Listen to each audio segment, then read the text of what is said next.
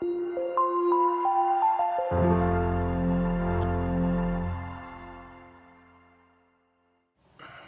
queridos hermanos, es una alegría poder comenzar un nuevo estudio bíblico con todos ustedes. Hoy nos toca comenzar con Hechos de los Apóstoles. Hechos de los Apóstoles es un libro muy especial dentro del canon del Nuevo Testamento. Es la continuación de los Evangelios y el comienzo de la Iglesia.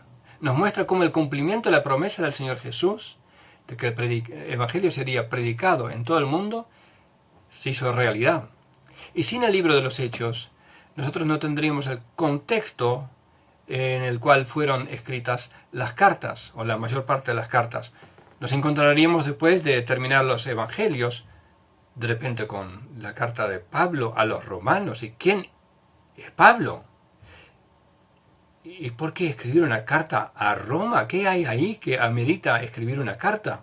Hasta ahora, todo lo que tenía que ver con Dios tenía relación con la tierra de Israel. ¿Por qué ahora escribir una carta a Roma? Bueno, Hechos de los Apóstoles nos describe por qué, cómo se dio que de repente hubo una iglesia en la ciudad de Roma y un apóstol, Pablo, que no era uno de los 12, que escribió una carta a esa iglesia. Hechos de los Apóstoles también nos relata la venida del Espíritu Santo, un dato no menor. Aparte de relatarnos el nacimiento de la iglesia, también nos explica cómo el Evangelio llegó a nosotros, que éramos extranjeros y advenedizos y estábamos sin Cristo, alejados de la ciudadanía de Israel y ajenos de los pactos de la promesa, sin esperanza y sin Dios en el mundo.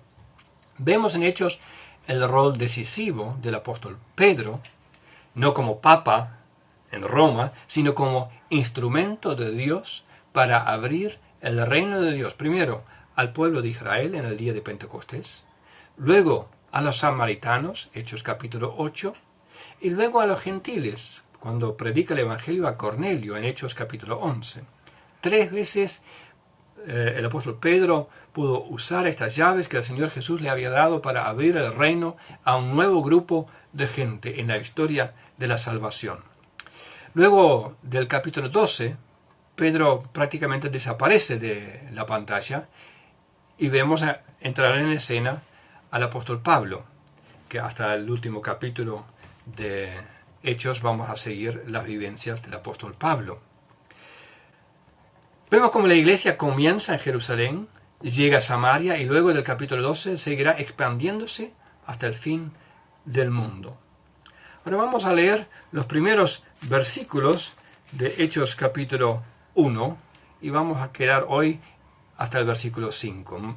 El domingo que viene vamos a seguir con los próximos versículos. Dice Hechos 1, versículo 1. En el primer tratado, o Teófilo, hablé acerca de todas las cosas que Jesús comenzó a hacer y a enseñar, hasta el día en que fue recibido arriba, después de haber dado mandamientos por el Espíritu Santo a los apóstoles que había escogido, a quienes también, después de haber padecido, se presentó vivo con muchas pruebas indubitables, apareciéndoles durante 40 días y hablándoles acerca del reino de Dios. Y estando juntos, les mandó que no se fueran de Jerusalén, sino que esperasen la promesa del Padre, la cual les dijo: oísteis de mí. Porque Juan ciertamente bautizó con agua, mas vosotros seréis bautizados con el Espíritu Santo dentro de no muchos días. Hasta aquí la palabra del Señor. ¿Quién fue el escritor del libro de los Hechos de los Apóstoles? Creo que todos lo saben, pero no dice en este pasaje. Dice el versículo 1, en el primer tratado, o Teófilo, hablé acerca de todas las cosas que Jesús comenzó a hacer y a enseñar hasta el día que fue recibido arriba. Aquí vemos que el escritor ya había escrito otro libro, otro tratado, al mismo destinatario, a Teófilo. Y este tratado también está en la Biblia. La encontramos en Lucas, capítulo 1, o el Evangelio de Lucas, propiamente dicho, es este otro tratado. Y allí leemos en el versículo 1 del Evangelio de Lucas: puesto que ya muchos han tratado de poner en orden la historia de las cosas que entre nosotros han sido ciertísimas, tal como nos lo enseñaron los desde los que desde el principio lo vieron con sus ojos y fueron ministros de la palabra, me ha parecido también a mí, después de haber investigado con diligencia todas las cosas desde su origen, escribírtelas por orden, oh excelentísimo Teófilo, para que conozcas bien la verdad de las cosas en las cuales has sido instruido. Vemos aquí que el mismo que escribió la carta o el Evangelio de Lucas también fue la persona que escribió Hechos de los Apóstoles.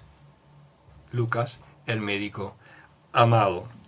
Aunque no lo diga en la introducción de Hechos de los Apóstoles, más adelante nos damos cuenta cuando Lucas mismo se incluye y en vez de hablar en tercera persona acerca de Pablo y de los que le acompañaban, habla de nosotros.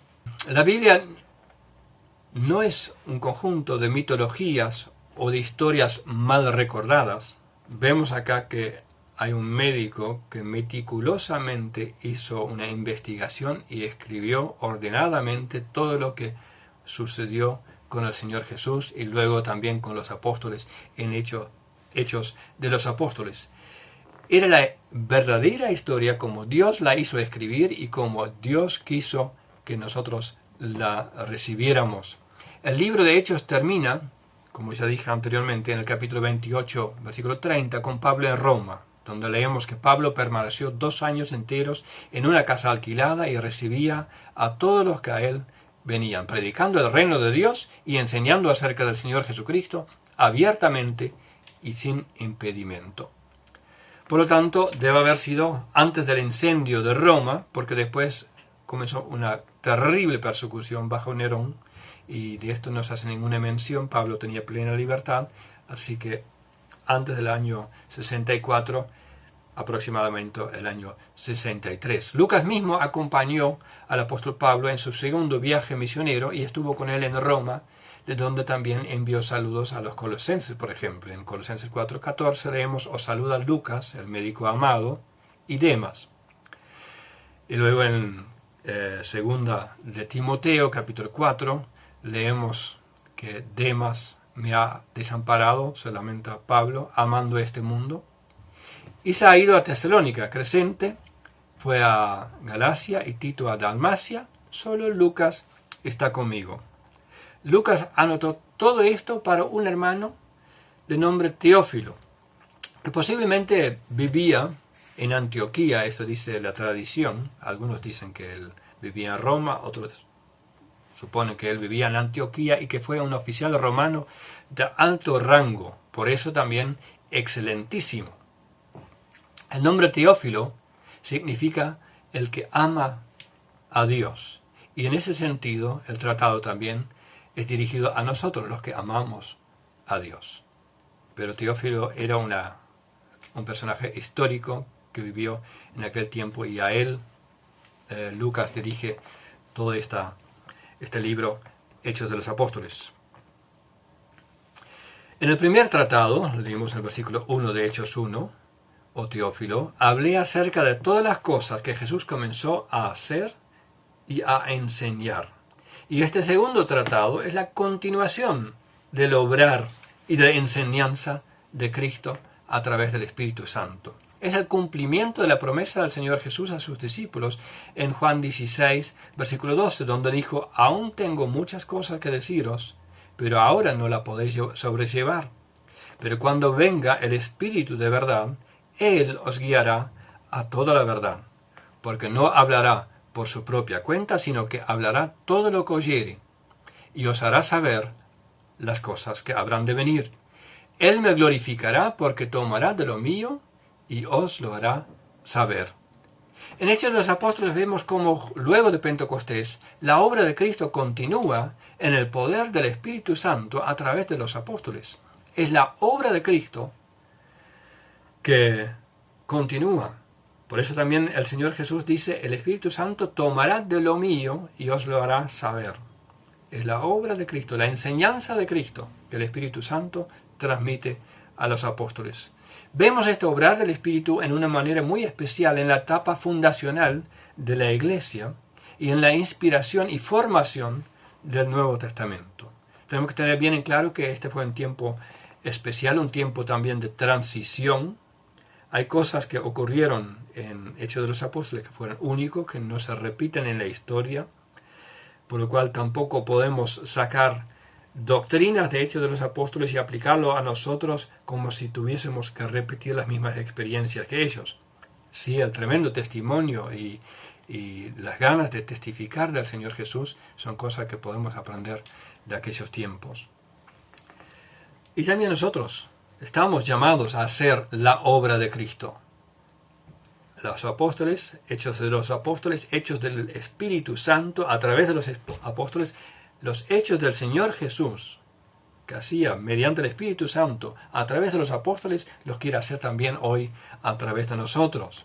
Lo dice en el versículo 8, me seréis testigos en Jerusalén, en toda Judea, en Samaria y hasta lo último de la tierra. Y ahí estamos casi al otro lado del globo, hablando del Señor Jesús. Esta es nuestra tarea también hoy. Somos llamados a enseñar y a hacer las obras que Él tiene preparado para nosotros.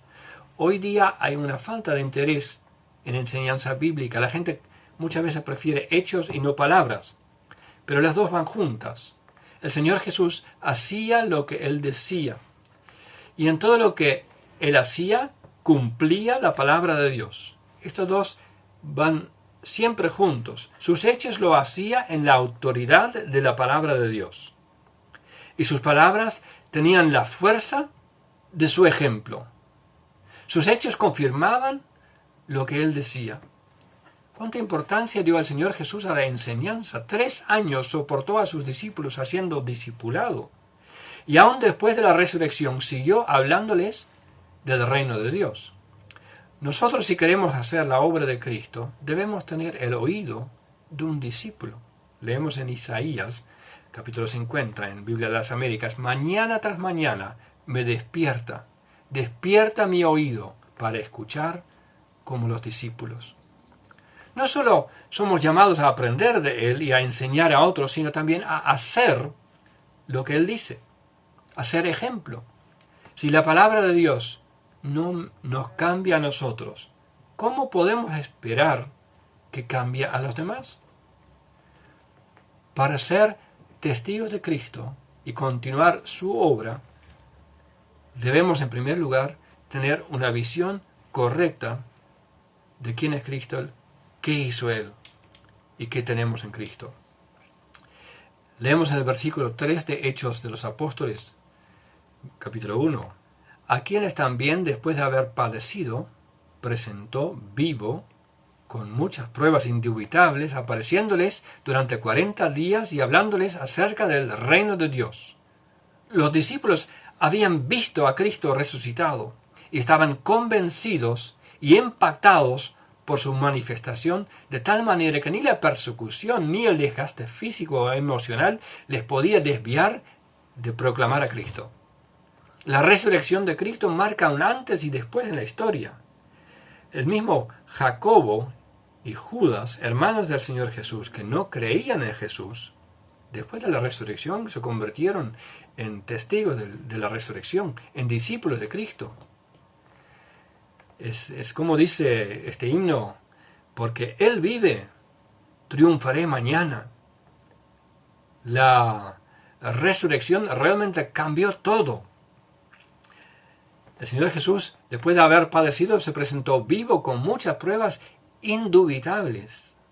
Había tantos testigos. El Señor Jesús iba con sus discípulos, los hablaba del reino de Dios. Cuando, un poco más adelante, lo vamos a ver quizás el domingo que viene, cuando el Señor Jesús recibe la pregunta de sus discípulos, ¿restaurarás en este tiempo el reino para Israel? Algunos dicen, ¿cómo van a pensar en algo tan terrenal, algo tan torpe? No era tan torpe porque el Señor Jesús justamente durante 40 días les había hablado del reino de Dios, este ámbito donde Dios es rey. Un día Dios será rey en toda la tierra y toda la tierra le adorará. Pero ahora es rey en todos aquellos que han entregado su corazón a Cristo, que han abierto su corazón al reino de Dios. La resurrección de Cristo había cambiado toda su manera de vivir. Los discípulos estaban convencidos de que ahora sí iban a hablar de Cristo. Pero no alcanza solo poseer la verdad. La verdad también te tiene que poseer a ti. No solo necesitas la visión correcta, sino también el poder correcto. No puedes hacer la obra de Cristo en tus propias fuerzas. Sin mí nada puedes hacer, dijo el Señor Jesús. Algunos han llamado el libro de los Hechos de los Apóstoles el libro de los Hechos del Espíritu Santo. Solo conocer la verdad no alcanza. Pedro estaba convencido de que el Señor Jesús era el Mesías. Había dicho, realmente de corazón, tú eres el Cristo, el Hijo del Dios viviente. Y él había dicho, ¿a dónde iremos? Tú tienes palabras de vida eterna. Él estaba muy dispuesto hasta a entregar su vida por el Señor Jesús. Y sin embargo, en la noche en que fue entregado al Señor Jesús, él lo negó 3 veces. Él no podía hacer la obra de Dios en su propia fuerza. Él no podía ser fiel a Cristo en el poder de la carne. Por eso era necesario que el Señor Jesús fuese al Padre para que no solamente pudiese estar con nosotros, sino también en nosotros. Si sos guiado por el Espíritu Santo, tienes poder de Dios. Hablarás con autoridad de Dios. Podés y debes contar con que Dios actuará por medio de vos.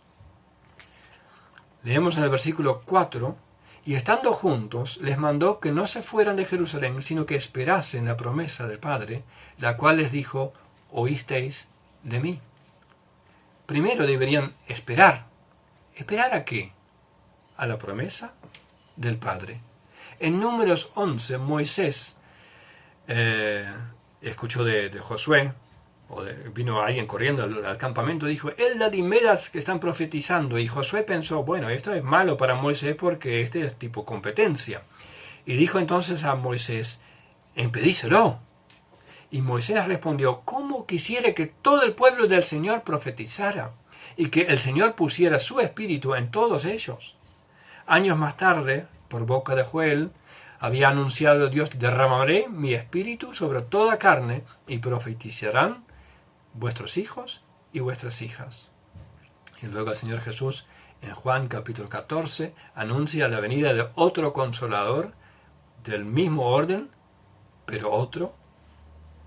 El Espíritu Santo es Dios, pero no es el Señor Jesús y no es el Padre. Otro Consolador que viene a estar con nosotros y va a estar en nosotros y permanecerá con nosotros para siempre. Ellos tenían que esperar el derramamiento del Espíritu Santo, pero ¿por qué tenían que esperar en Jerusalén? Podían haber vuelto a Galilea también, porque era donde debían estar en la fiesta de Pentecostés, la fiesta de la cosecha.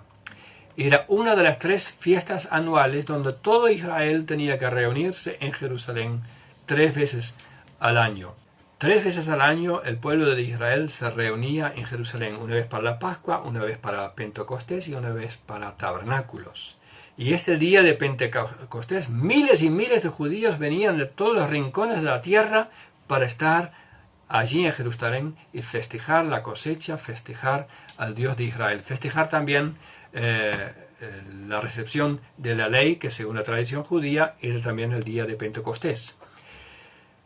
Este era el día que Dios había elegido para cumplir su promesa para el nacimiento de la iglesia. El día de su fundación terminaría con 3.000 convertidos nuevos.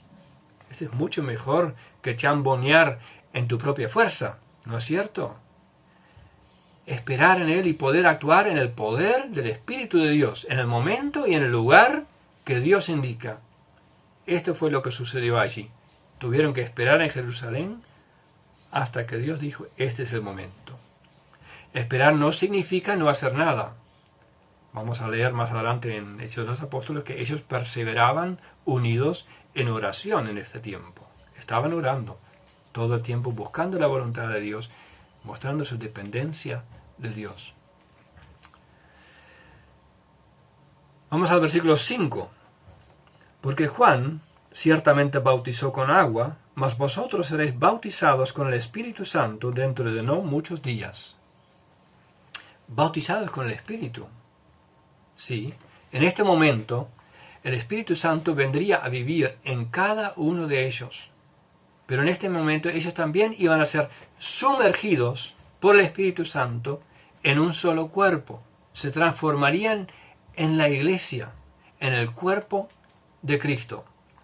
Y cada uno que se convierte y nace de nuevo, experimenta ese bautismo en el Espíritu Santo o por el Espíritu Santo. Eres colocado en el cuerpo de Cristo y a la vez recibes al Espíritu Santo en tu corazón. Y Él estará en ti y quedará contigo. Es el sello de propiedad de Dios sobre tu vida. Eres sellado con el Espíritu Santo de la promesa.